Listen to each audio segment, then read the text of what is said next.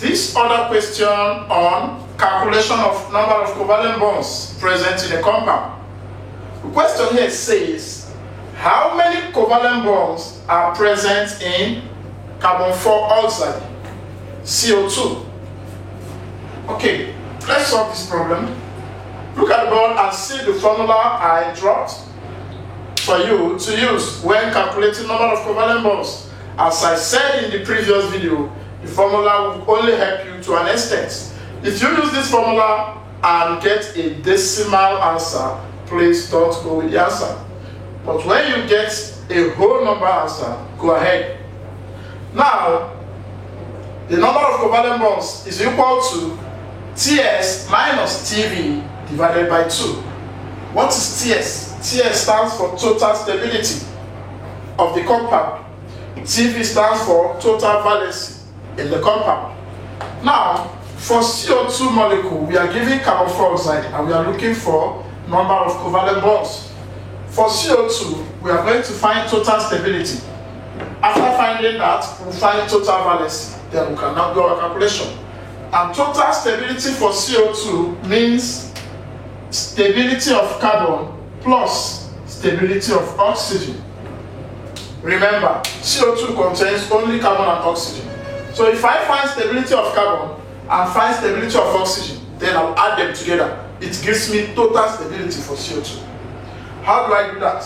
Now you need to understand what stability means. Your stability is the total number of electrons that are supposed to be in your valence shell to make you stable. Now, if I want to find stability for carbon, carbon has atomic number of 6. That is the 6th element. This is 1, 2, 3, 4, 5, 6. This is carbon.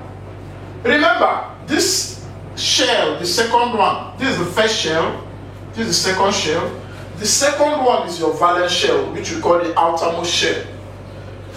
Now, this outermost shell, remember, if you have another structure like this that has up to this, your valence is the one here, the last one here.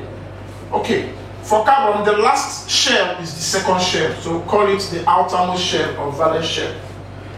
In this outermost shell of carbon, how many electrons are supposed to be here for this carbon to be completely filled up? We say to attain octet state. The number of electrons that are supposed to be here is 8. We're supposed to have it as, for it to be stable, it should be like this.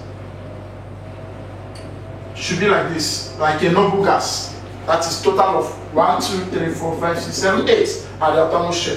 So that number of electrons that are supposed to be there is your stability.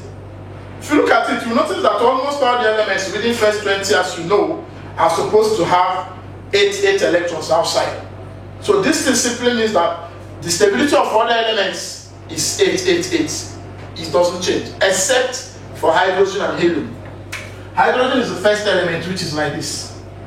Helium is the second element, which is like this. And you know that hydrogen has only one shell, only the first shell. You know that the first shell is allowed to take only 2 electrons to be filled up. So since hydrogen has only the first shell, helium has only the first shell, and first shell can only carry 2, 2. So the maximum hydrogen can carry to be stable here is 2.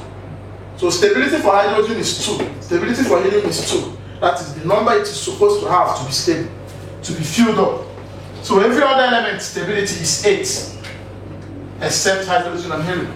So for carbon, stability is 8, the number it is supposed to have. While for oxygen, stability is also 8, the number it is supposed to have outside. Remember, oxygen is number 8, which is 1, 2, 3, 4, 5, 6, 7, 8. Here it is having 6 outside instead of 8. Remember, stability is what it is supposed to have, not what it is having. What it is supposed to have. So oxygen is 8. But for oxygen, I will multiply by 2. Why am I multiplying by 2? Because in CO2, there are 2 oxygens there. For carbon, I'm not multiplying by anything because there is only 1. I'm multiplying by 1. And 8 times 1 is still 8. So here I will have my stability as 8 plus 16. And that will give me 24. So my total stability is 24. Let's quickly find the total valency. The total valency. That's TV, which is the valency of carbon plus valency of oxygen. If I find valency of oxygen, I'll multiply by 2 again because there are 2 oxygens there. So what is valency? Valency is the number of electrons that are there in the outermost shell. Remember, stability is the number of electrons that are supposed to be there, while valency is the number that are there. Get it? So for carbon, carbon is number 6, which is 1, 2, 3, 4, 5, 6. How many can you see there? At the valence shell, this is our valence shell, you can only see 1, 2, 3, 4. Only 4 electrons are there. So that number of electrons that are there is your valency. So valency for carbon is 4, plus valency for oxygen. Oxygen is number 8. 1, 2, 3, 4, 5, 6, 7, 8. This is oxygen. How many can you see that are there? 1, 2, 3, 4, 5, 6. The valence shell has only 6. So the valency for oxygen is 6. I'll multiply by 2 because there are 2 of them there. So that gives us 4 plus 12, which is what? 16. Okay, as you can see, I've gotten my total stability, I've gotten my total valency. All I need to do now is to substitute the values I got. So my number of covalent bonds for CO2 becomes total stability, which is 24, minus total valency, which is 16, divided by 2. That will give us 24 minus 16 gives us 8, divided by 2, and our answer is 4. This simply means that CO2 has a total of 4 covalent bonds. Thank you for watching.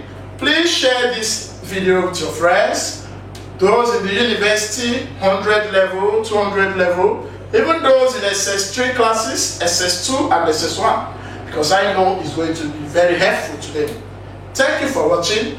Don't forget to share this video with your classmates. Share it into your class departmental groups and help them to learn as well. Do not forget to tell them to subscribe to my channel. Thank you for watching.